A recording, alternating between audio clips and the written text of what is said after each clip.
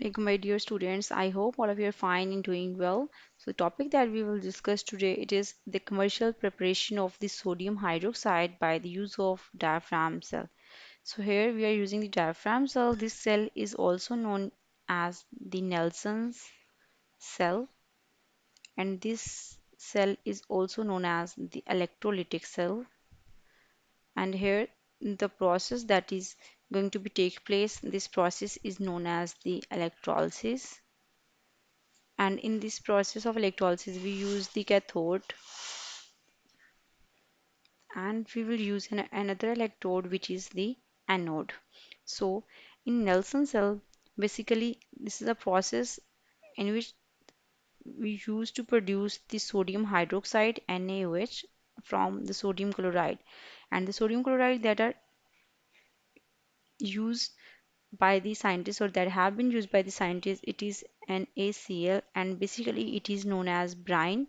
Brine means we will take sodium chloride in its concentrated form, and the process was developed by J. Nelson in the year 1920.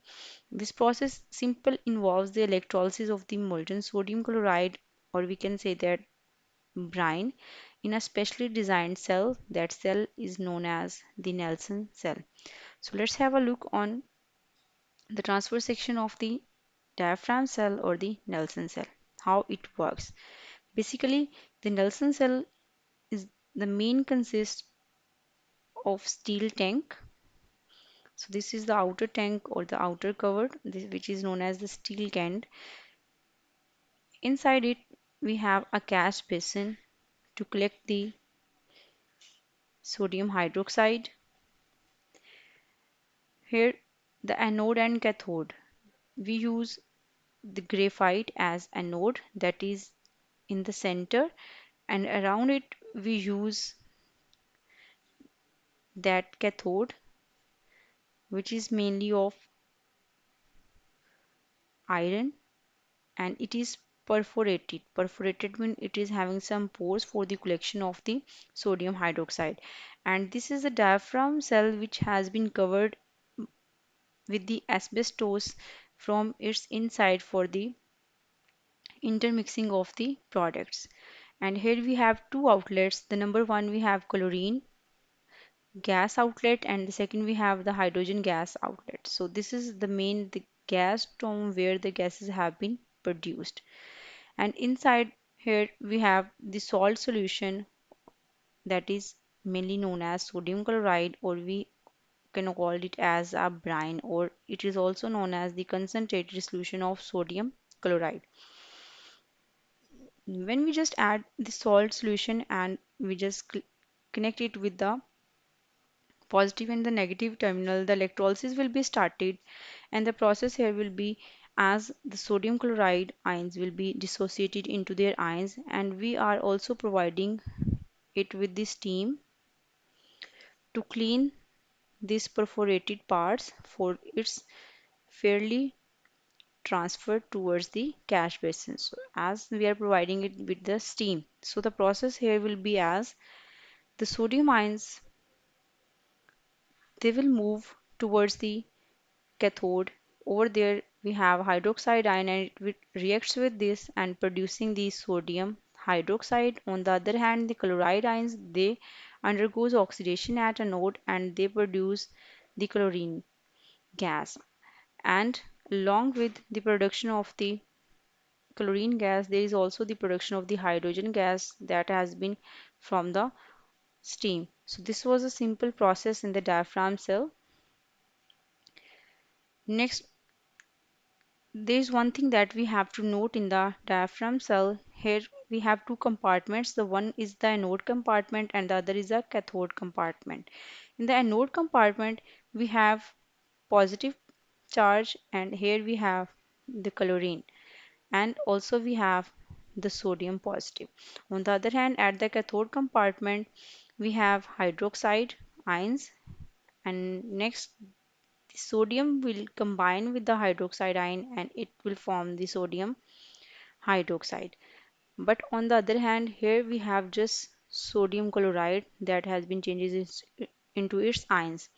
Now the water on this side turns into sodium hydroxide solution at the cathode where the process of reduction will takes place. So this hydrogen will not combines with the hydroxide ion, rather than it will be evolved in the form of hydrogen gas. As the diaphragm cell has been covered with the asbestos, it was just due to the intermixing of these ions.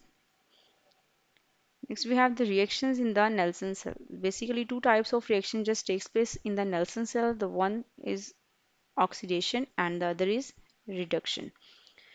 So the first, in which the chlorine ions lose electrons and changes into the chlorine gas. This process we called as oxidation process, and that process just takes place at anode.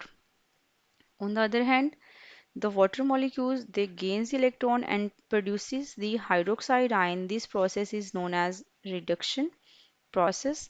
Now these hydroxide ions next react with the sodium ions and they changes into the sodium hydroxide production, that is our main product.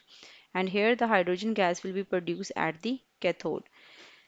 Next, the chlorine gas hydroxide ions it produces the OCl negative, chlorine negative and water molecules. But the overall reaction for this process is like this: just hydroxide ions combines with the sodium and changes into the sodium hydroxide. So this was a simple process that takes place in the diaphragm cell. I hope you guys understand, and if you have any queries, you may ask me about that in the comment section, and I will get back to you guys soon. In the end, the percentage of sodium hydroxide that we gain, its purity depends upon the concentration of both sodium hydroxide and NaCl. In the first, the NaCl concentration is almost 16% and the sodium hydroxide is of 11%. But when sodium chloride ions or sodium chloride just evaporated, then we have the less soluble crystals of sodium chloride and it is filtered out. After the filtration,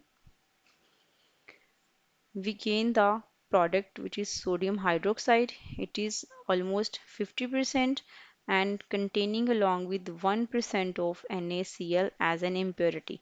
And this impurity is not important for the commercial preparation of different products. So the next topic that we will discuss it is the role of gypsum in agriculture. For that time, you guys have a good day and Allah Hafiz.